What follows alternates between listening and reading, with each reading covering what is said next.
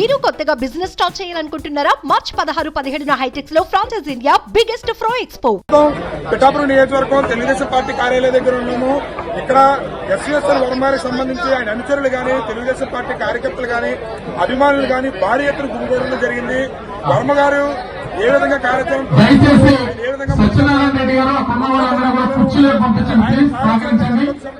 అవకాశాలు ఎక్కువగా ఉన్నాయి. కార్యకర్తలు మాత్రం గతంలో టీడీపీ ప్రభుత్వాలు అయితే టీడీపీ ప్రభుత్వం ఏ ప్రభుత్వాలు వచ్చినా మాకు సబ్సిడీ అంటూ మాకు 1111 బోర్డులు ఉండేయండి. మా ఉప్పాడ గ్రామ పంచాయతీలో 11 బోర్డులు ఉండేవి. వాటిని 1100కి తెచ్చిన ఒకే ఒక వ్యక్తి వర్మ. సేవకుడు, ప్రజలకు సేవ చేసే గుణం ఉన్న వ్యక్తి.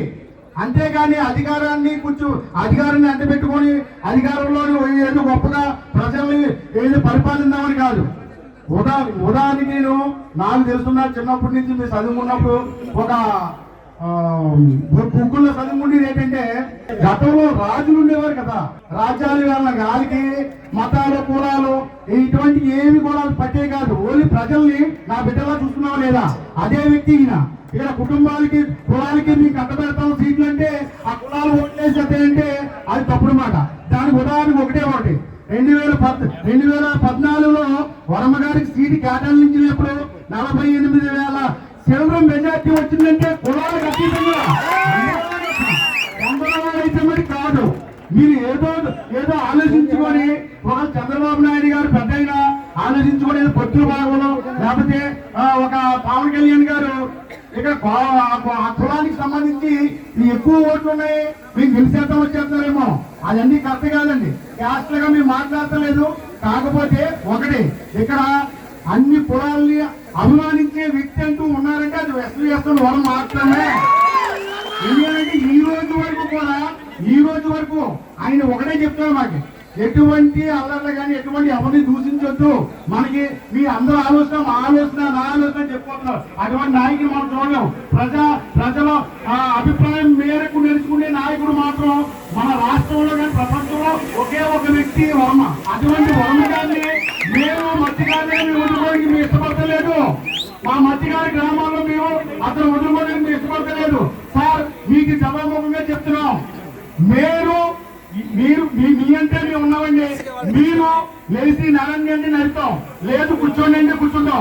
అది ఏ విషయం అంటే, మీరు పోటీలో ఉంటే ఓటేస్తామండి. ఏ పార్టీకి మేము ఓటేయా, మొత్తానికి మేము ఓటు వేయకుండా మీ ఇంట్లో కూర్చున్నామండి. ఇది సభాముఖంగా చెప్తున్నాం. అయితే ఎక్కడ ప్రస్తావనలో ఎస్సీల గురించి కూడా బీసీల గురించి కూడా ఎవరైనా మాట్లాడలేదు. అదైతే నాకు చాలా విచిత్రం. మనకెవరికి ఓట్లు లేవండి, ఓట్లు లేవండి. మరి ఎందుకని మరి ఎస్సీల బీసీల గురించి ఎవరు మాట్లాడలేదు నాకు అర్థం కావట్లేదు. ఇప్పుడు వర్మ గారు ఎక్కడ ఒక కులానికి సంబంధించిన వ్యక్తి కాదండి.